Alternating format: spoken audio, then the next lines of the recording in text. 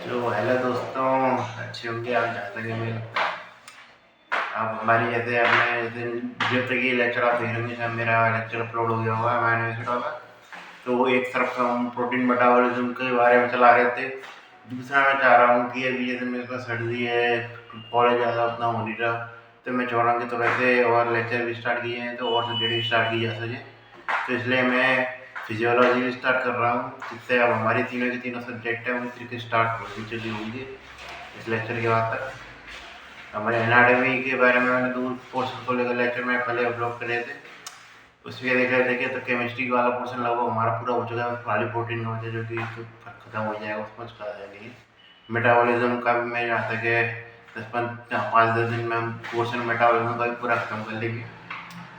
तो इसलिए मैं चाह रहा हूँ कि मैं फिजियोलॉजी भी संग में चलती रहे, क्योंकि फिजियोलॉजी हकीकत में ऐसे डेटा जो कि इसकी सेपरेट से संबंध इंटरलेक्ट में इम्पोर्टेंस बहुत ज़्यादा है।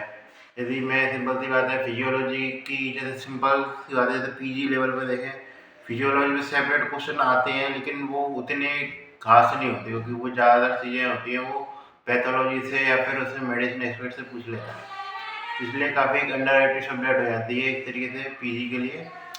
बायोकेमिस्ट्री काफ़ी एक अच्छी खासी रिलेटेड सब्जेक्ट रहती है, क्योंकि उसके क्वेश्चन रहते हैं वो काफ़ी ज़्यादा ऐसे चीज़ होती है जो आप खाली मेडिसिन में भी नहीं पूछने को मिलेंगे, बायोलॉजी में भी नहीं। पैथोफिजियोलॉजी इस मामले में एक अंडररेटेड आ जाती है, क्योंकि ज़्यादातर चीज़ें नॉर्मल फाइंडिंग के रूप में आप भूलवा जाते हैं या फिर सिंपल सी बात है आप पढ़ते नहीं, क्योंकि ये ऐसा चीज़ें आपकी ऐसी होंगी इसमें जो ऐसे आपको नहीं लगेंगी। ज़्यादातर आधे से ज़्यादा चीज़ें ऐसी होंगी जो आपको उसमें आपको कुछ नया लगेगा नहीं कि इसमें तो क्या है, तो अपन के आ रहे हो क्लास में पढ़ते आ रहे हैं। तो इसलिए उसको उतना अंडररेटेड आपको नहीं रखना है, इसको भी आपको पढ़ते रहना है प्रॉपर। फिजियोलॉजी में जब मैं फर्स्ट ईयर में था तो मेरी सारी सबसे फेवरेट सब्जेक्ट हुआ करती थी, क्योंकि इसको समझना थोड़ा सा कंपेरेटिवली आसान था, मेहनत कम लगती थी। जैसा एनाटॉमी वगैरह था उसमें कैडावर समझना पड़ता था, 5-5 6 किताबें हुआ करती थी, बहुत ज़्यादा मेहनत लगा करती थी।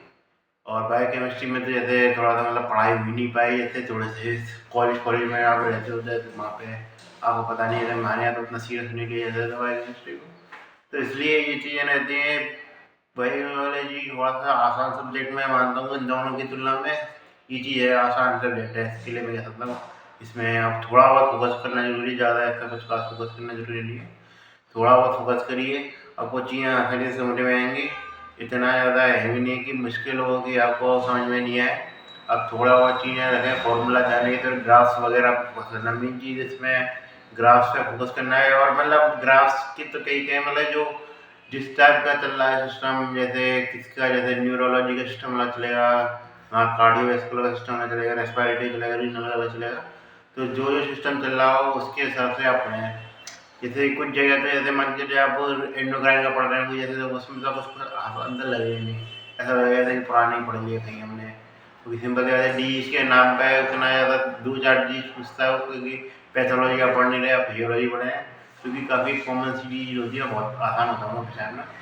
इसलिए डी में आपसे मतलब कोई क्वेश्चन तो पूछेगा लेकिन उससे ज़्यादा आपको बहुत ज़्यादा क्रिटिकल आप पे जाएगा नहीं, क्योंकि आपका आपको देश से भी नॉर्मल चीज़ें पढ़ना है। इसलिए कुछ एंडोक्राइन हुआ या फिर सिंपल सी बात है हेमेटोलॉजी में खाली एनीमिया आता है, ल्यूकीमिया वगैरह आपके आते नहीं है, वो पहले पैथोलॉजी में आएंगे उनके।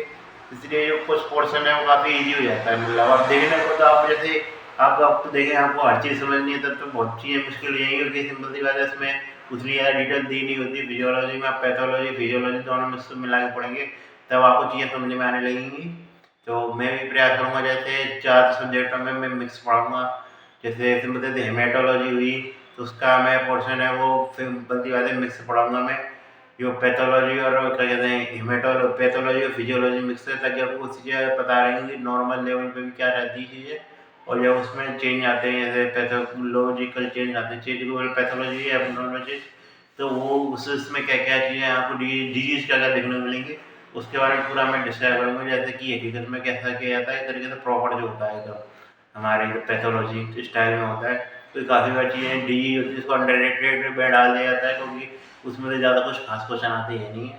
तो मैं ऐसा नहीं करने वाला, मैं प्रॉपर बताने वाला हूँ, क्योंकि मुझे पैथोलॉजी भी कवर करनी है, पूरा एमबीबीएस से खत्म करना है। ये चीज़ है तो मैं सारी चीज़ें आपको बताऊँगा। मेन चीज़ है मैं किससे स्टार्ट करूँगा, तो मैं स्टार्ट करूँगा रेस्पिरेटरी पैथोलॉजी से, रेस्पिरेटरी फिजियोलॉजी से, क्योंकि सिंपल सी बात है ये एक ऐसा पोर्शन है जिसमें फिजियोलॉजी की एक सेपरेट इम्पोर्टेंस है। बाकी की पोर्शन में आप सिंपल सी बात है, आप जैसे आप इसी कार्डियो साइकिल पढ़ रहे हैं उसमें एक दो टॉपिक ही ऐसे हैं जो कि सिंपल जैसे कार्डियोलॉजी में एक दो टॉपिक ऐसे हैं जिनकी फिजियोलॉजी को सेपरेट इम्पोर्टेंस है, जैसे कार्डियो साइकिल हुआ उसकी सेपरेट इम्पोर्टेंस है। बाकी की जैसे अभी इसी उठा रहे हैं उसमें नॉर्मल लेवल पे चीज़ें पता रहती है, एबनॉर्मल चीज़ें बचाना रहता है। और एबनॉर्मल चीज़ें आपको जैसे मान लीजिए आप याद तो कर लेंगे रट रहे हुए नाम पे, लेकिन आपको आएंगी नहीं कि वो चीज़ फाइंडिंग है वो क्यों मिल रही है। तो वो मैं आपको आगे पढ़ाऊंगा, पहले मुझे ढंग से खुद ही पढ़ना पड़ेगा तो मुझे भी नहीं पता अपने आती इसी के बारे में। तो ये चीज़ें होती हैं, मेन आप ध्यान रखना। थोड़ा सा क्या है कि इसको ये है कि थोड़ा सा नॉर्मल चीज़ों को समझने पे ज़्यादा ध्यान रखो, एक एक दो दो पढ़ने जो फिजियोलॉजिकली काफ़ी इंपॉर्टेंट है।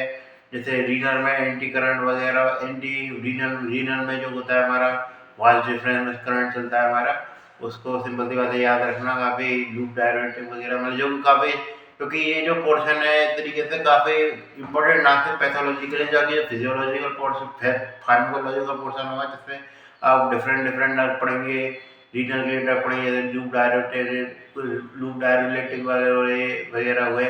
तो वो सिंपल सी बात है आपको तभी पता होगी जब उसका मेन फंक्शन क्या हुआ।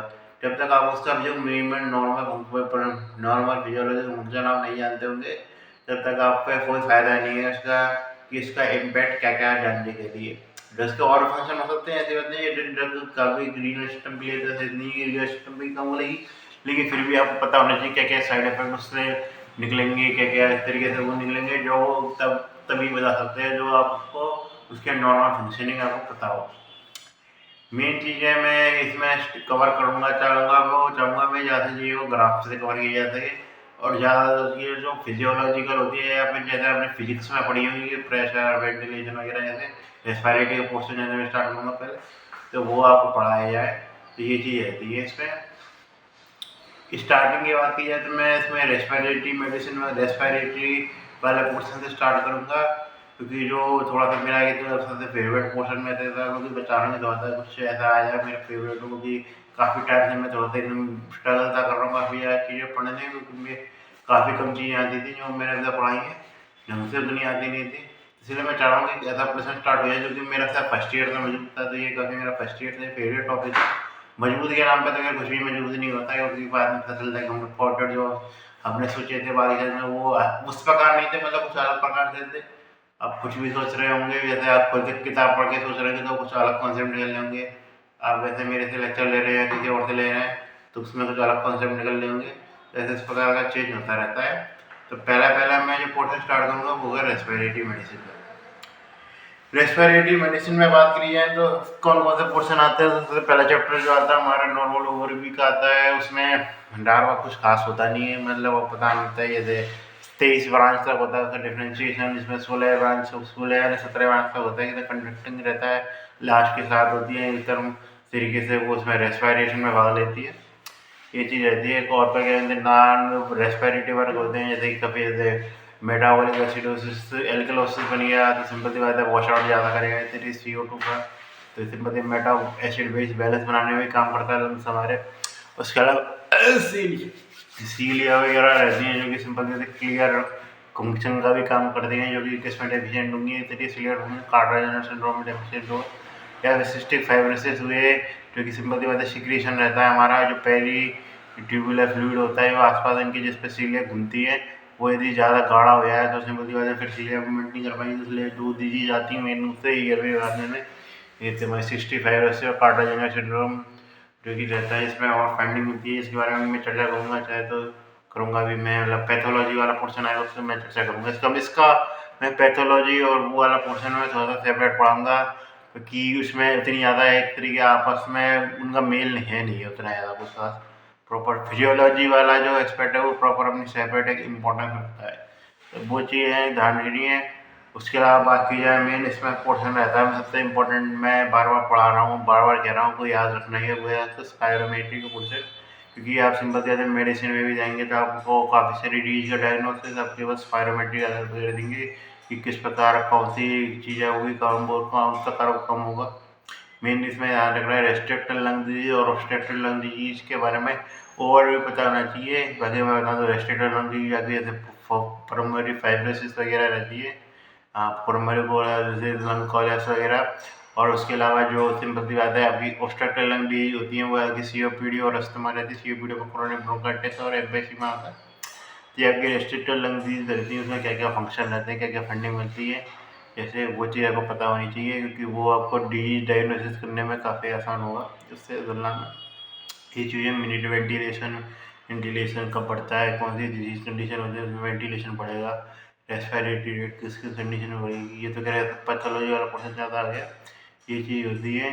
उसके अलावा मैं बात करूँ जो पल्मोनरी आर्टेरियल हाइपरटेंशन का भी एक इम्पोर्टेंट टॉपिक हो जाता है थोड़ा सा पहचानने के लिए। पल्मोनरी ब्लड प्रेशर से क्योंकि सीधा बताएंगे pulmonary arterial ventilation perfusion mismatch होता है, काफ़ी एक इम्पोर्टेंट चीज़ें रहती हैं। पहले बताना फिजियोलॉजी का डेड स्पेस कहाँ पे आएगा, बेसिलर लेवल पे क्या चीज़ होगी, क्योंकि अक्सर आपका काफ़ी बार जो आता है वो एक जैसे जो वाई दिया हो तो उसमें मतलब काफ़ी बार पोर्शन होता है वो ऐसा आता है, लोग एक कॉलम सा दे देता है उसमें दो चार कोई क्वेश्चन लगे होते हैं, डायग्राम सा वाला होता है, तो काफ़ी बार आता है वेंटिलेशन परफ्यूजन वाला टॉपिक, तो वो आपको पता होना चाहिए कैसे कैसे आएगा।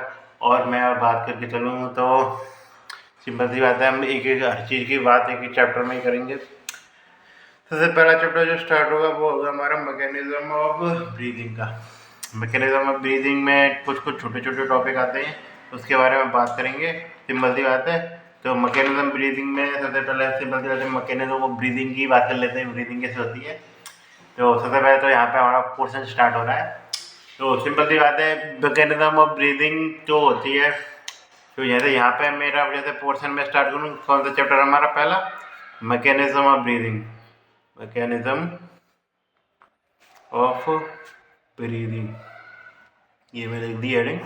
तो मैकेनिज्म ऑफ ब्रीदिंग हमारा जो चैप्टर है वो स्टार्ट हो रहा है, ठीक है।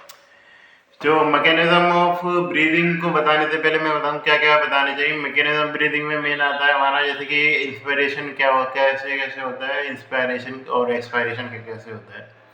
इंस्पिरेशन की बात करें तो इंस्पिरेशन एक बार तो ऐसे लेते हैं, इंस्पिरेशन इसको लेना चाहिए तो ब्रीदिंग में। अब इसके अंदर क्या हुआ, दौरान क्या हुआ, ये चीज़ पता होनी चाहिए। तो इंस्पिरेशन में क्या हुआ आपके, जैसे आपने सांस ली तो सिंपल सी बात है, जैसे अभी मेरा जो डायफ्राम कैसा रहता है, डूम से रहता है, तो वो अंदर की तरफ मुड़ा हुआ है ऐसे यूँ। जैसे डायफ्राम में देखो तो यूँ मुड़ा हुआ है, जब मैं मतलब नॉर्मल एक्सपायरेटरी पोजीशनिंग में, पैसिव पोजीशनिंग तो एक्सपायरेटरी रहती है, तो एक्सपायरेटरी पोजीशनिंग के बाद जो होता है वो डायग्राम एकदम एस्ट में ऐसे आ जाता है एक्सपायरेशन लास्ट के फुल एक्सपायरेशन में। जब इंस्पायरेशन होता है डायफ्राम कॉन्ट्रैक्ट करता है, जब कॉन्ट्रैक्ट करता है तो डायफ्राम चौड़ता है, ये चीज़ ऐसे ही। जैसे नॉर्मल जैसे जो भी मसल कॉन्ट्रैक्ट करती है वो तो अंदर जाती है, लेकिन डायफ्राम होता है तो चौड़ता है। ये चीज़ आपने मतलब उसमें पढ़ी होगी, जैसे 12वीं 11वीं में पढ़ी होगी तब भी पता होगा, डायफ्राम होता है वो चौड़ता है। अब डायफ्राम चौड़ता है तो क्या होता है, जैसे डायफ्राम ये तो चौड़ गया, तो एक तरीके से लंग का वॉल्यूम था, क्योंकि जो हमारी चेस्ट है इंस्पायरेशन किया था मैं, तो हमारी जो चेस्ट वॉल है वो सिंपल सी बात है आगे की तरफ एक्सपेंड करेगी। उसके अलावा जैसे मान के चले कि डायफ्राम एक्सटर्नल इंटरकोस्टल मसल भी होती हैं जो कि मदद करने का काम करती हैं डायफ्राम को आगे की तरफ एक्सपेंड करने में।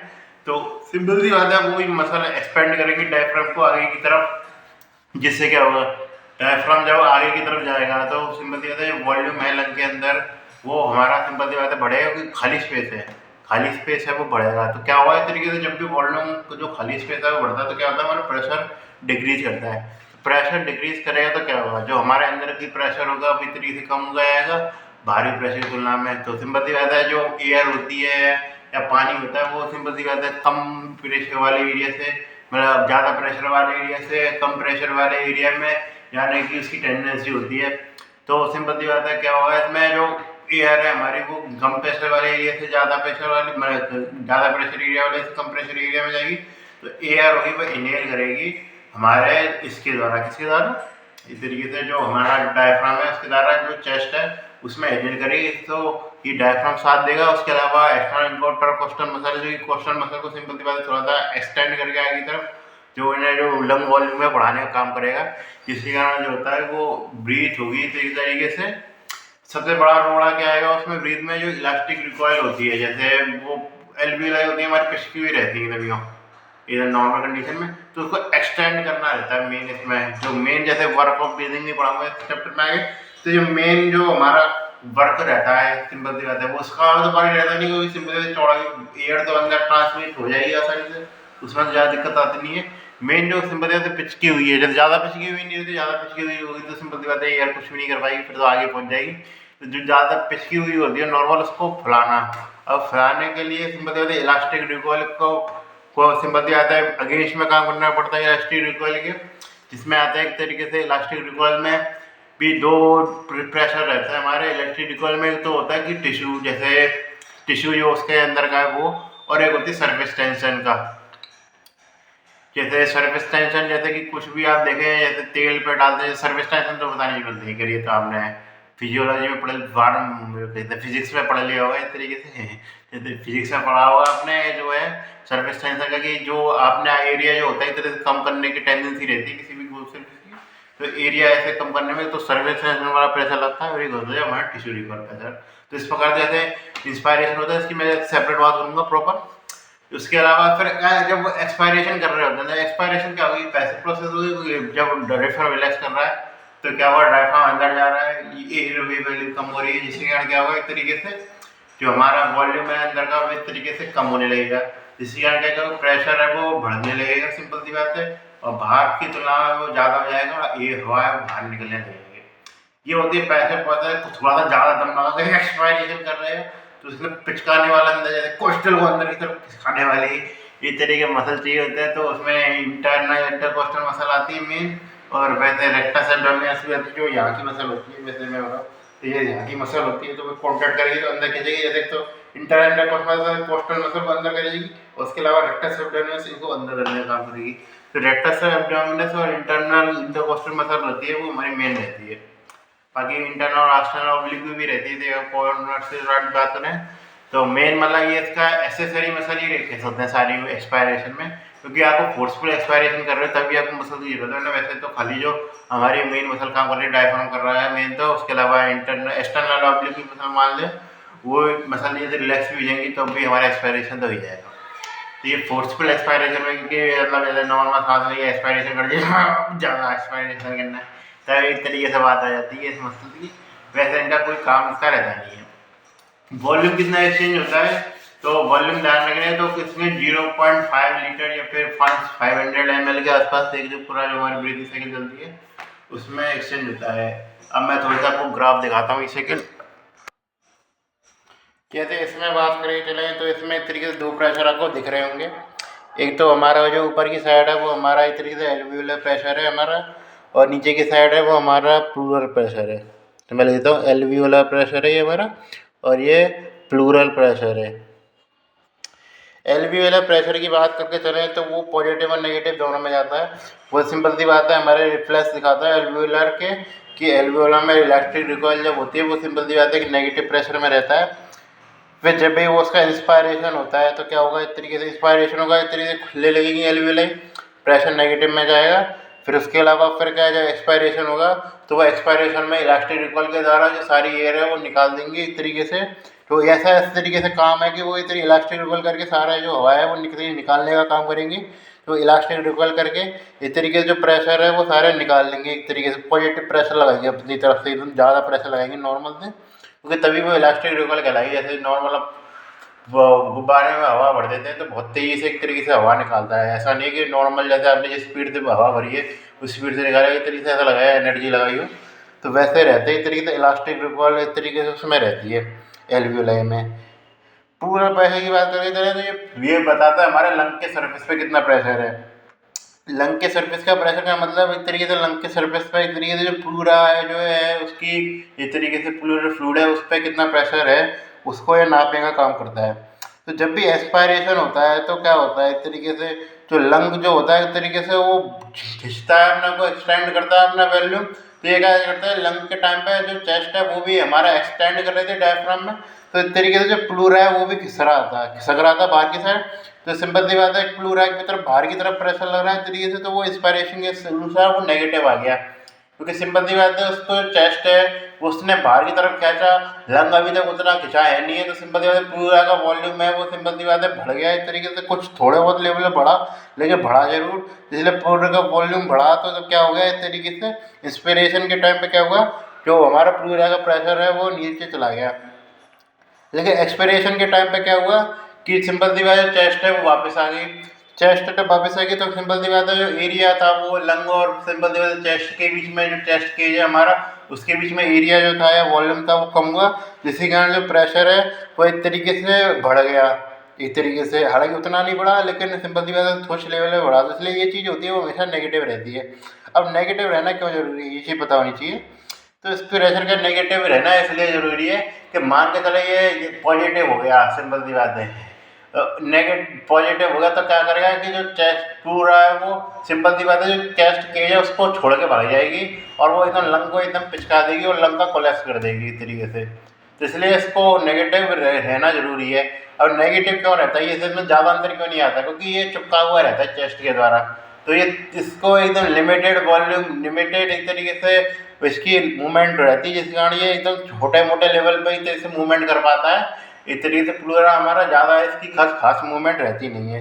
इतने छोटे छोटे लेवल पे मूवमेंट करेगा, ज़्यादा एकदम मूवमेंट करेगा नहीं। वो ज़्यादा यदि इसने मूवमेंट करी तो ये लंग को कोलैप्स कर सकता है एक झटके में। काफ़ी बार हमने फोर्सफुल एस्पिरेशन भी किया तो सिंपल सी बात है ये ऐसा होगा, जो इस तरीके से डेड स्पेस को जो बना के रखने का जो रेजिडुअल वॉल्यूम होता है उसको बना के रखने का काम जो करता है वो यही करता है, क्योंकि सिंपल सी बात है ये लंग से भी जुड़ा रहता है, चेस्ट से भी जुड़ा रहता है, जिसके कारण क्या है कि सिंपल सी बात है लंग चाह के भी बहुत ज़्यादा नहीं पिसक पाते, क्योंकि वो इसके कारण जो कॉन्टैक्ट में जो रहता है लंग का, उसके कारण है। तो ये लंग चाह के भी बहुत ज़्यादा नहीं पिसक पाते और रेजिडुअल वॉल्यूम होता है वो बना रहता है। मतलब कि आप कितना भी एक्सपिरेशन करें, लंग के अंदर एयर बचेगी, तो उसका जो मेन योगदान है वो इसके कारण रहता है। तो ये चीज़ आप समझ गए होंगे कि प्रेशर कौन कौन से प्रेशर लग रहे थे। तो अब हम बात करने चलें तो ये चीज़ प्रेशर को समझाने के उद्देश्य क्या था मेरा, इन दोनों को मैंने एक संख्या नहीं पढ़ाया, कोई पढ़ाया दोनों प्रेशर को। तो ये दोनों प्रेशर से पता लग रहा है कि हमें कि ट्रांसफॉर्मरी प्रेशर जो होता है उससे हम निकाल सकते हैं। ट्रांसफॉर्मरी प्रेशर क्या होता है कि ट्रांसफॉर्मरी प्रेशर होता है जो इन दोनों प्रेशर के बीच में डिफरेंस होता है उसको दर्शाता है। क्या दर्शाता है? ट्रांसफॉर्मरी प्रेशर दर्शाता है। अब ट्रांसफॉर्मरी प्रेशर का क्या करेंगे, तो ट्रांसफॉर्मरी प्रेशर का जो उपयोग होता है वो एक तरीके से हिसाब लगाने के लिए होता है कि लंग की कंप्लायंस कितनी होगी। क्या लंग की जो कंप्लायंस होती है उसको पता लगाने के लिए हम करते हैं, सिंपल सी बात है, क्या ट्रांसफॉर्मरी प्रेशर निकालते हैं। ट्रांसफॉर्मरी प्रेशर जो क्या होता है, इसे डेफिनेशन के रूप में दे तो क्या होता है, तो टर्म ट्रांसफॉर्मरी प्रेशर एक तरीके से मैं बात करके चलूँ तो सिंपल सी बात करके चलूँ तो जो होता है हमारा, जो सिंपल सी बात है ट्रांसफॉर्मरी प्रेशर या फिर मैं लंग कंप्लायंस ट्रांसफॉर्मरी प्रेशर डिफरेंस हो गया। तो लंग कंप्लायंस होती है कि वॉल्यूम कितना इंक्रीज हो रहा है, वॉल्यूम इंक्रीज मतलब सिंपल सी बात लंग कितना एक्सटेंड कर रहा है, इलास्टिक रिपल कितनी ज़्यादा वो तोड़ पा रहा है इस तरीके से, वो किसके द्वारा, सिंपल सी बात है कितना प्रेशर इंक्रीज हो गया हमारा ट्रांसफॉर्मरी प्रेशर हो। कि सिंपल सी बात है इस समय ये दोनों के दोनों प्रेशर लगे हुए हैं, इलास्टिक रिपल वाला प्रेशर लगा रखा है इस तरीके एलवी लाइन, एक अपना ये लगा रखा है लंग ने, जो कि तीनों को बैलेंस कर रहा है। मतलब लंग को मतलब कि छोटे मोटे लेवल पे लगता है, क्योंकि ज़्यादा लगेगा तो सिंपल सी बात है जो लंग है वो सिंपल छोड़ के भाग जाएगा उसको। तो ये चीज़ रहती है, तो इसको ये चीज़ रहती है, ज़्यादा प्रेशर इसका लगता है नहीं है, तो ये चीज़ होती है। अब इसको सिंपल सी बात है एलवी लाइन पे कंप्लायंस को क्या दर्शा, किस प्रकार दर्शा देते हैं, इस प्रकार कर्व बनेगा। इसमें थोड़ा मुश्किल हो रहा है इसमें मुझे दिखाना थोड़ा सा। तो सिंपल सी बात है नीचे की साइड सिग्मोइड टाइप का सा जो मतलब पैराबोला टाइप का सा कर्व बनेगा, या कुछ जैसे नीचे से सिग्मोइड टाइप का सही मान लीजिए, सिग्मोइड टाइप का सा कर्व बनेगा उसका। अब इस कर्व में पहचानने के लिए क्या चीज़ रहती है मेन, कि कोई भी फैक्ट इसमें जो चीज़ें जो काउंट की जाती है वो की जाती है खाली इंस्पिरेशन को, क्योंकि वो सिंपल सी बात है बता रहा है कि लंग कितना वॉल्यूम में बढ़ गया है, इसलिए वो एक्सपीरेशन को नहीं बता रहा है। तो इसमें सिंपल सी बात है कुछ डिजीज होंगी जिसमें भी कंप्लायंस होती है वो हमारे बढ़ जाते हैं। जैसे नॉर्मल आप देखो कि कंप्लायंस बढ़ गई तो सिंपल सी बात है बॉडी के लिए अच्छा है, तो ऐसा कुछ भी नहीं हो, क्योंकि खाली जो कंप्लायंस वाले मात्रक है वो खाली हमारे इंस्पिरेशन को बड़ा बता रहा है कि बॉडी के लिए हवा को इंस्पायर करना कितना आसान है। लेकिन खाली बस लगा काम क्या इंस्पायर करना है क्या एयर को, सिंपल सी बात है कुछ सिंपल सी बाहर निकलना भी तो रहता है ना, इसके ऐसा तो है नहीं कि सिंपल सी बात है बस वो ऑक्सीजन लेके छोड़ दे, कार्बन डाइऑक्साइड भी छोड़नी रहती है। तो ये चीज़ें रहती है, तो कुछ डिजीज ऐसी होती है जिसमें कंप्लायंस होती है बढ़ जाती है। मेन चीज़ ध्यान रखना कि कुछ जैसे ग्राफ वगैरह जो बन रहे हैं, जैसे गार्डन में बन रहे हैं, तो मैं तो गार्डन यूज करता था, तो उसमें जो सिंपल सी बात जो ग्राफ बन रहे हैं वो खाली खाली वो पूरे एक्सपायरेशन जोड़ के बना रखे, वो मतलब मेन ऐसा ग्राफ है नहीं है, मैं भी मान लेता था पहले यही ग्राफ है, मैं कन्फ्यूज हो जाता था ग्राफ को देख के, कुछ ही और ही बता रहा था, फिर कुछ और लिख दिए। तो उसका मेन ग्राफ है वो बन नहीं रहा है। मेन ग्राफ क्या है, सिग्मॉइड शेप बनता है, खाली इंस्पिरेशन को बताता है। उसमें उसमें क्या है कि कंप्लायंस होगी तो किस कंडीशन में बढ़ेगी, अब ये ध्यान रखें। तो कंप्लायंस किस कंडीशन में बढ़ सकती है, तो कंप्लायंस बढ़ सकती है जब क्या है कि जो इलास्टिक रिकॉइल है वही कम हो गया। सिंपल सी बात है, आप कोई चीज है, आपको काम करना है, काम करना कब आसान होगा, जब सिंपल सी बात है काम में जो रोड़ा आ रहा है वो इतनी से बार कम हो जाए, तब आसान हो जाएगा इतनी से काम। तो सिंपल सी बात है ये कि किस में कम होगी, जो इलास्टिक रिकॉइल जो बनाने का काम जो करते हैं हमारे प्रोटीन, वो इलास्टिक प्रोटीन होती है। अब इलास्टिक प्रोटीन जो होती है उसको तोड़ने का काम कौन करता है, उसको डिक्रीज करने का काम कौन करता है, तो वो हमारा करता है, इससे वो स्मोकिंग करती है। और एक जो होता है हमारा अल्फा 1 एंटीट्रिप्सिन डेफिशिएंसी करती है। ये दोनों चीज किससे डिजीज में मिलती है हमको, जैसे मतलब दोनों के सीरो टाइप अलग अलग हो जाते हैं एक तरीके से, तो उसमें दोनों डिजीज किस किस में मिलती है हमको, जो अल्फा 1 एंटीट्रिप्सिन डेफिशिएंसी और स्मोकिंग हो गई, ये दोनों की दोनों मिलती है हमको एम्फाइसीमा में। तो एम्फाइसीमा में पैथोलॉजी यही होती है कि जो इलास्टिक रिकॉइल होता है उसका वो एक तरीके से कम हो जाता है, जिसके कारण क्या है कि बैल जो होते हैं बन जाते हैं, हमारे बैल होते हैं एक तरीके से छोटे छोटे, इसमें बस हवा भरी हुई है, वो मतलब एक्सचेंज तो करनी रखोगे, उसमें इलास्टिक रिकॉइल सिंपल सी बात है उसको एक्सपायर करने के लिए भी चाहिए। माना कि किसी गुब्बारा है, वो मान के चले कोई ढीला डाला था गुब्बारा, उसमें मान के हवा भरना आसान हो गया, तो सिंपल सी बात है उसको छोड़ देंगे, हवा भी तो मुश्किल से निकलेगी। तो ये चीज़ रहती है। तो उसका जो रहता है वो सिस्टम ये रहता है कि सिंपल सी बात है, जो हमारे डिजीज हुई COPD में ही आती है एम्फाइसीमा में, उसमें क्या करता है कि हमारी जो लंग की कंप्लायंस होती है वो बढ़ जाती है। और लंग की कंप्लायंस है ये मत समझ लेना कि सिंपल सी बात है चीज़ें होगी वो अच्छी होगी हमारे, बाकी की सिंपल सी बात चीज़ें खराब ही हुई हैं। बस ये कि लंग की कंप्लायंस कम हो गई, जो लंग में एयर डालना आसान है, ये तो कि मतलब जैसे एक तरीके से काफ़ी हद तक बता रहा है, ऑब्स्ट्रक्टिव लंग डिजीज को बता रहा है ये चीज़ें। और फिर दूसरी चीज़ वो होती है कि लंग कंप्लायंस कम किस में होती है, तो लंग किस में भरना मुश्किल रहेगा। आप ऐसे गुब्बारे का एग्जाम्पल लीजिए, एक कौन से गुब्बारे में हवा भरना आसान रहेगा, एक तो पतला सा गुब्बारा है, एक तो जिसमें ज़्यादा कुछ खास रबड़ है नहीं, एक ऐसा गुब्बारा जिसमें मतलब रबड़ ही रबड़ है, एकदम भयंकर रबड़, फिर उसमें हवा भरना मुश्किल रहेगा ना। सिंपल सी बात है कि वो इलास्टिक तो है नहीं है, इस तरीके ऐसे नॉन इलास्टिक रबड़ है। ऐसे मान के चलो मैं गुब्बारा था मेरे पास, उसमें मैंने क्या किया कि बहुत सारा कागज चिपका दिया, कागज या फिर मतलब ऐसे ठोस मटेरियल चिपका दिया जो कि मतलब ज़्यादा एक्सटेंड करता नहीं, आप लगाए भी दम, तो क्या हुआ इस तरीके से लंग कंप्लायंस कम हुई। अब दम लगा जाल लगानी पड़ेगी, तो लंग कंप्लायंस कम हुई, जो किस में हुआ इस तरीके जो फाइब्रोसिस वाली कंडीशन है, वो फाइब्रोसिस हो जाएगा। तो सिंपल देता है एल्वियोला एक्सटेंड तो करेंगे नहीं, फाइब्रोसिस हो रखा, तो लंग फाइब्रोसिस होता है ये, या लंग कोलैप्स होते हैं काफ़ी बार। तो वो हमारे मेन एक तरीके से एग्जाम्पल रहते हैं इसके, कि सिंपल सी बात है कंप्लायंस इसमें डिक्रीज होती है। मैं ये समझा रहा हूँ चीज़ों को, ये चीज़ जानने की कॉन्सेप्ट को समझने में जाननी है, रटने पे ध्यान मत दीजिए। मेन चीज़ आपको उस कॉन्सेप्ट को समझना है कि लंग कंप्लायंस इसमें कम हो रही है तो क्यों हो रही है, उसमें बढ़ रही है तो क्यों बढ़ रही है।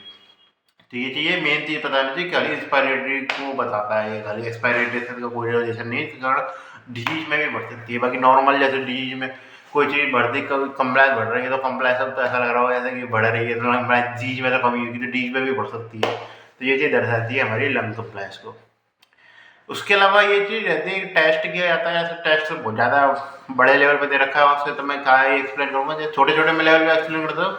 जो टेस्ट दे रखा है वो दे रखा है कि सिंपल सी बात जो कंप्लायंस वर्क होता है हमारा एक तरीके से जो खुलाने में, एक तरीके से एल्वियोलाई को, तो एक तो होता है हमारा टिश्यू, क्योंकि सिंपल सी बात है तो जो गुब्बारे की रबड़ होती है वो, और गुब्बारे का जो सरफेस है उसका एक तरीके से एल्वियोलाई को मैं हर चीज़ में गुब्बारे से जोड़ रहा हूँ, वो मामला गुब्बारे जैसा ही है, इसलिए गुब्बारे को आप यार मेरे पास है नहीं गुब्बारे समय, तो सिंपल सी बात है उससे आप विजुअलाइज के लिए गुब्बारा फैलाया तो हो गया अपना यार, ये चीज़ तो बतानी करनी है।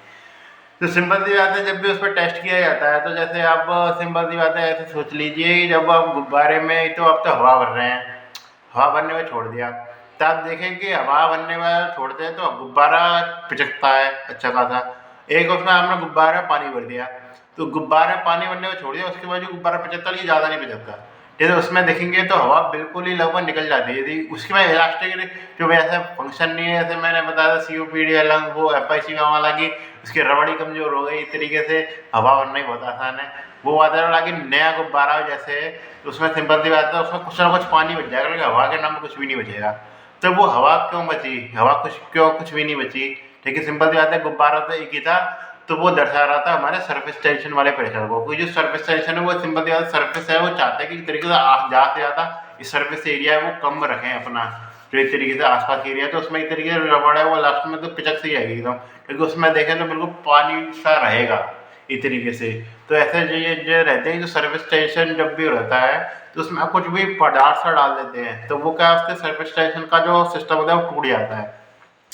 जैसे आप बात करके चलें, आप तेल डाल देंगे किसी में भी, जैसे आपने पता होगा जैसे मच्छरों को बढ़ने से रोकने के लिए कहते हैं कि तेल डाल देते हैं, तो तेल डालने का मेन कॉन्सेप्ट ये रहता है कि जो सर्फेस टेंशन से जो ऊपर की साइड बल लगा रखा है उस पर वो क्या कम हो जाए, सर्फेस टेंशन वो चीज़ है वो डूब जाए। सर्फेस टेंशन कम करने का उद्देश्य होता है कि कोई भी अदर लिक्विड सा डाल दे, इस तरीके से पदार्थ सा, जिसके कारण का वो अंदर की तरफ एक्सटेंड कंप्रेशन होता है, एरिया कम करने वाली टेंडेंसी होती है, एक तरीके से वो कम हो जाए। तो पानी जब भी डाला या कहीं तरीके से टेस्ट किया गया तो सिंपल सी बात है पता लगा हमको, जैसे ग्राफ आया, जैसे ग्राफ में पता चला जो सेनाइल फ्लूइड वाला जो काम है उसमें 1/3 काम ही करना पड़ा एक तरीके से।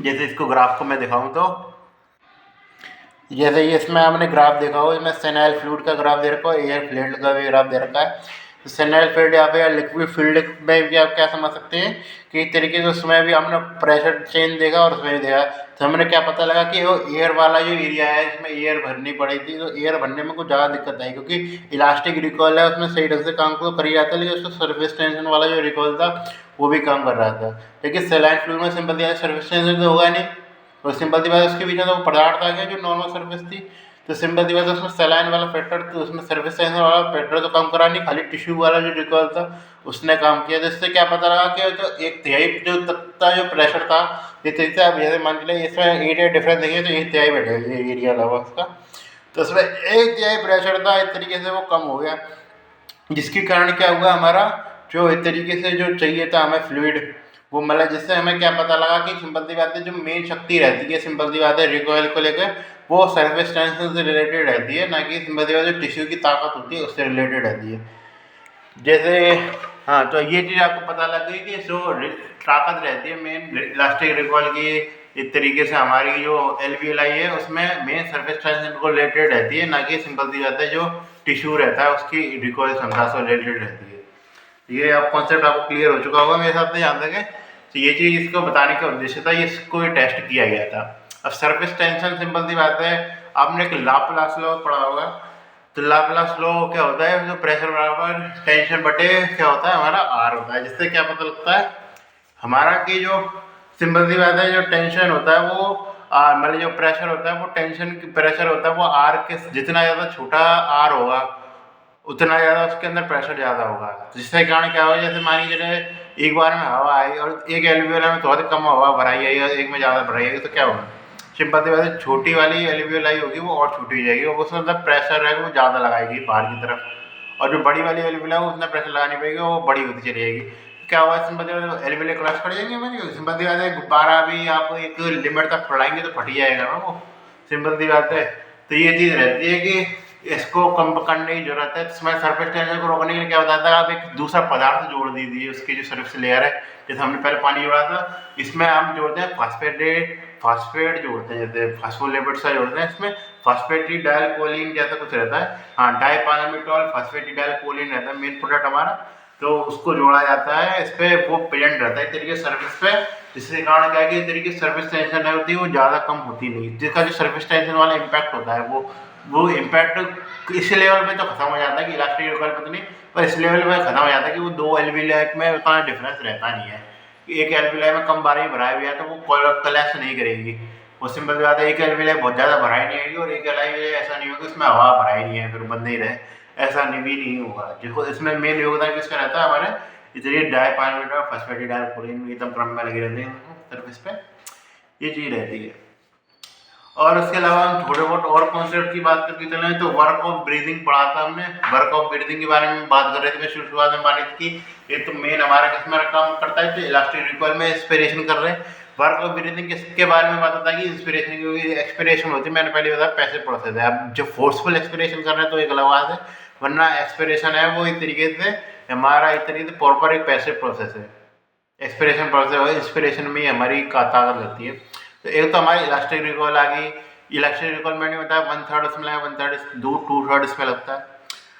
और उसके अलावा मैं बात कर चलूँ और किस में लगेगा इस तरीके से, ये प्रेशर जो है हमारा वो लगेगा इस तरीके से, जो सिंपल सी बात है, जो सिंपल बात है, एक एयर बह रही है मान के चले तो सिंपल सी बात है उस पर रेजिस्टेंस भी लगता है, एयर पानी फैलता है, तो जैसे आप सिंपल सी बात है पानी में चढ़ाते हैं यार, सिंपल सी बात है उसमें तो प्रेशर लगता है, पानी पाइप में बहता है, तो सिंपल सी बात है उसका खुद का ही प्रेशर रहता है। तो ऐसे एयर का भी खुद का पर रजिस्ट्रेशन लगती है, क्योंकि एक सर्कुलर रास्ते में से जा रही है एयर, तो आपस में प्रेशर लगाती है, वो रहता है हमारा इतनी ये प्रेशर। और उसके अलावा मैंने 65 के बारे में मैं थोड़ा सा ही ओवरव्यू दिया है, मैं तो क्या पढ़ाऊंगा आपको, ऐसी बात नहीं है तो पढ़ाऊंगा नहीं मैं, तो उसमें मैं बताया था मैंने फ्लूइड वगैरह रहता है, जो कि सिंपल सी बात है यदि वो चीज़ नहीं हो, जैसे 65 में से क्लोराइड का ट्रांसपोर्टेशन कम हो जाता है, जिसके अंदर फ्लूइड गाढ़ा हो जाता है, तो ऐसे में सिंपल सी बात है फ्लूइड तो रहता ही है। अब फ्लूइड में से एयर निकलना इतना आसान तो रहता नहीं, फ्लूइड रजिस्ट्रेशन प्रेस करता है, तो इसलिए एक तरीके से रेजिस्टेंस वाला फैक्टर होता है, जो इलेक्ट्रिक कोयल का वर्क होगा, एक रेस्पिरेटरी रजिस्ट्रेशन का वर्क होगा, एक एयर रेजिस्टेंस का वर्क होगा,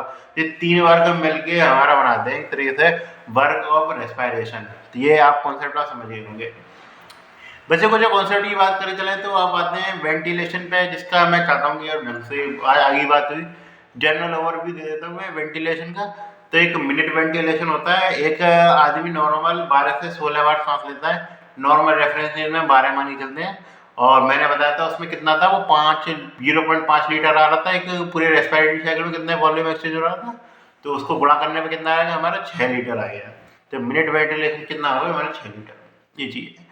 और दूसरा हमारा होता है इस तरीके से एल्वियोलर वेंटिलेशन। तो एल्वियोलर वेंटिलेशन क्या हुआ, एक तरीके से जो हवा एल्वियोला में पहुंच रही है और एक्सचेंज कर रही है, कोई सिंपल सी बात है, जो हम सारी हवा ले रहे हैं सारी एल्वियोला तक पहुंच नहीं रही, तो वो सिंपल सी बात है उसको क्या कहेंगे, एक तरीके जो मिनट वेंटिलेशन में जो नॉर्मल वॉल्यूम है उसमें से क्या घटा देंगे हम, सिंपल सी बात है वो घटा देंगे हम, डेड स्पेस वॉल्यूम घटा देंगे, उगाड़ करके डेड स्पेस का लगभग 10 ml के आसपास रहता है, तो इसलिए उसको घटा दिया जाता है। अब डेड स्पेस क्या रहता है, तो डेड स्पेस एक तरीके से तो दो प्रकार के डेड स्पेस रहते हैं, तो हमारे एनाटॉमी और डेड स्पेस रहता है, एक होता है physiological dead space. Anatomical dead space की बात की जाए तो वो उसमें क्या रहता है एनाटॉमिकल डेड स्पेस में, कि वो वहाँ तक हम पहुँचे ही नहीं, जो ब्रोंकिया ये मतलब जैसे एल्वियोलाई और उससे रिलेटेड जो सिंपल सी बात थी हमारी, क्या कहते हैं नली वगैरह थी, वहाँ तक हम पहुँचे ही नहीं।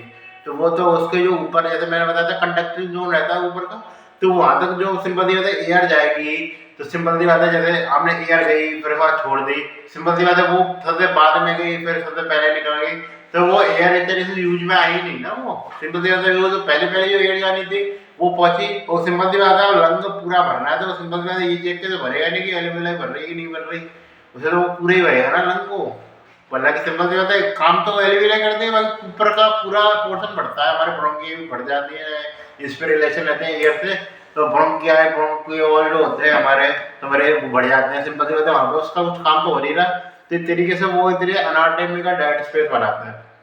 फिर होता है हमारे फिजियोलॉजिकल डेड स्पेस, जिसमें क्या काफी जगह ऐसा होता है कि या तो एल्वियोलाई जैसे मैंने बताया था कुछ जगह छोटी बनी कुछ जगह बड़ी बनी, तो मान लीजिए छोटी बनी उसको नॉर्मल लेवल से तो कम ही काम करा ना, तो सिंपल सी बात है इस प्रकार में डेड स्पेस खत्म हो गया, क्योंकि कुछ ऐसी एल्वियोलाई जहाँ हवा पहुंचेगी नहीं, तो हवा पहुंचेगी नहीं तो एक्सटेंड क्या करेंगी, क्योंकि सिंपल सी बात उसके लिए हवा चाहिए, क्योंकि सिंपल सी बात है आपको हर किसी को फैलाने के लिए वो फोर्स चाहिए होता है, और आप सिंपल सी बात है आप वो हर सिंपल सी बात है हर एक पे काम नहीं कर सकते, क्योंकि सिंपल सी बात है हवा का प्रेशर हर जगह सेम नहीं है। आप जैसे मैं सिटिंग पोजीशनिंग में हूँ, तब जैसे जैसे मैं खड़ा हो जाऊंगा तो सिंपल जो बेस वाली जो हमारे बेस ऑफ लंग की एल्वियोलाई वो दब जाएंगी धीरे धीरे बजनते, जो सिंपल ऊपर ऊपर ही एल्वियोलाई होगी उस पर थोड़ा सा आसान रहेगा, वो ज़्यादा खुलेंगी, इसलिए वो सब जगह प्रेशर सेम नहीं है ना, तो कुछ जगह ऐसा होगा जहाँ पे एयर की एल्वियोलाई में एयर पहुँच ही नहीं रही, कुछ जगह ऐसा होगा जहाँ पे एयर पहुँच तो रही है लेकिन वहाँ ब्लड सप्लाई ही नहीं है, कुछ सिंपल सी पर भी जाएंगे ब्लड सप्लाई भी तो चाहिए, तो सिंपल सी बात है जहाँ जहाँ एक्सचेंज नहीं हो रहा हो चाहे भले वो एल्वियोलाई ही क्यों ना हो, तो वो उसको हम कंसीडर किस में करेंगे फिजियोलॉजिकल डेड स्पेस में, तो क्या बढ़ा हुआ है फिजियोलॉजिकल डेड स्पेस बढ़ा हुआ, ये चीज़ें होती है। टेस्ट जो करते हैं तेरे नाइट्रोजन वगैरह वाला कुछ करते हैं इसमें, मतलब जैसे पहले O2 डाली जाती है, फिर क्या कि उसमें फिर नॉर्मल गैस डाली जाती है, फिर चेंज करें तो पता लगता है कि जो लास्ट वाली गैस होती है वो पहले निकलने लग जाती है, जिसको कि डेड स्पेस रहती है, उसका कोई उसमें लेवल में अंतर नहीं आया, जो नॉर्मल कॉन्स्टिट्यूट रहता है वो वही का वही रहता है उसके अंदर, उसमें कोई अंतर नहीं आता जो लास्ट में रहती है, क्योंकि शुरुआत में तो जैसे एल्वियोलाई खोल लिया उसमें तो गैस का एक्सचेंज हुआ तो उसमें मतलब CO2 बढ़ती हुई दिखेगी, O2 कम होती दिखेगी, क्योंकि उसके बाद का जो लेवल होगा उसमें उसमें क्या है, कोई भी चेंज आएगा नहीं। जैसी एयर हमने डाली थी वैसी की वैसी ही रहेगी, उसमें कोई भी गैस का एक्सचेंज नहीं होगा। तो ये मेरा जनरल ओवरव्यू था। मैं चाह रहा हूँ कि थोड़े से अब मैं थोड़ा सा प्रयास करूँगा कि मैं थोड़ा सा लिखित तरीके से प्रयास करूँ। मैं थोड़ा सा प्रयास कर रहा हूँ, लिखित ही करूँगा ये जहाँ तक है। जैसे मैंने थोड़ा सा बोर भी हो गए, मैं ज़्यादा भाषण दीजिए लंबा चौड़ा। तो ये चीज़ें हैं, शायद 10-15 मिनट तो मैंने ओवरव्यू दिया था क्या कि मैं क्या क्या करने वाला हूँ उसमें। तो ये हमारा पहला चैप्टर है वो समाप्त हो गया। तो मैं सिंपल सी बात करूँगा कि मैंने कॉन्सेप्ट बताया उसके मैं ग्राफ, सिंपल सी बात है, मैं ग्राफ ज़्यादा बताया नहीं मैंने। ज़्यादा मुझे कुछ खास है एक तरीके से वो ट्रांसफॉर्मरी प्रेशर वाला ग्राफ था, वो आप पढ़ लें, ट्रांसफॉर्मरी प्रेशर और वॉल्यूम से लंग वाला। जैसे उसमें तो गाइड तो अलग दे रखा है, बाकी की उसको पढ़ना जरूरी है। मैंने बताया कंप्लायंस किसमें बढ़ती है, तो लंग कंप्लायंस रहता है। हमने कौन सी टॉपिक पढ़ लिया, तो लंग कंप्लायंस हुआ, मैकेनिज्म ऑफ ब्रीदिंग हुई, इंस्पिरेटरी एक्सपिरेटरी, ये तो पढ़ाई होगी आपने। कंप्लायंस पढ़ लिया, सरफेस टेंशन वाला फैक्टर रहता है उसको पढ़ लिया हमने। लाप्लास लॉ का जो था 2T/R रहता है, तो ये चीज़ रहती थी। लाप्लास लॉ का सरफेस टेंशन कम करने के लिए हम डालते थे। सरफेस टेंशन रहते, वर्क ऑफ ब्रीदिंग सबसे इम्पोर्टेंट है, मान लीजिए इसमें क्या किस में कम काम होता है, किस में ज़्यादा कम रहता है। इस तरीके से ये चीज़ होती है। डेड स्पेस का कॉन्सेप्ट पता होना चाहिए क्या है क्या नहीं। मैंने एक्सप्लेन कर दिया, अब मैं आगे एक्सप्लेन नहीं करने वाला डेड स्पेस कॉन्सेप्ट को। ये चीज़ है। वेंटिलेशन मतलब मेन तो इसके बारे में आगे चर्चा होगी, इसमें मैंने जैसे दे रखा था मैंने बता दिया उसका। ये चीज़ रहती है। ये जो है एक मैं डीज के बारे में बात करना चाहूँगा। सरफेस टेंशन जैसे कम हो जाता है तो सिंपल जैसे सरफेस टेंशन होते हैं हमारे, उसका जो प्रोडक्शन होता है वो इस तरीके से 20 वीक ऑफ इंट्रायूटेराइन लाइफ से लेकर 35 वीक तक रहता है। तो सिंपल सी बात है, हम जैसे नॉर्मल 28 वीक के बाद उसको हम एक तरीके से अच्छा कंसिडर कर लेते हैं, जिंदा कंसिडर कर लेते हैं। उसके नीचे तो हम कंसिडर ही नहीं करते उसको, बच्चे को। तो इसलिए जब उसके बाद जब बच्चा पैदा होता है, तो प्री मेच्योरिटी में बच्चा पैदा हुआ तो क्या हुआ, सरफेस पूरी तरीके से बढ़ेंगे नहीं। अब बढ़ेंगे नहीं तो क्या हुआ तरीके से जो वही वाली घटना होगी, एल्वेलाई कोलैप्स होने लग जाएंगी, सरफेस टेंशन है नहीं है। फिर एक जो छोटी वाली वो और छोटी हो जाएगी, बड़ी वाली और बड़ी होती जा रही है, छोटी छोटी हो गई, इस तरीके से कोलैप्स हो गई। तो क्या हो गया, इस तरीके से जो हमारा क्या होगा, इस तरीके से एल्वेलाई कोलैप्स होने लग गई। और इसको हम कहते हैं न्यूनेटल डिस्ट्रेस सिंड्रोम कहते हैं, क्योंकि न्यूनेटल कहते हैं, डिस्ट्रेस सिंड्रोम कह देते हैं। तो इस प्रकार हमारा ये चैप्टर है वो खत्म हुआ। डी सी के बारे में तो हम बातचीत करते रहेंगे, वो तो हमारा पैथोलॉजी का पार्ट है ये में। ठीक है।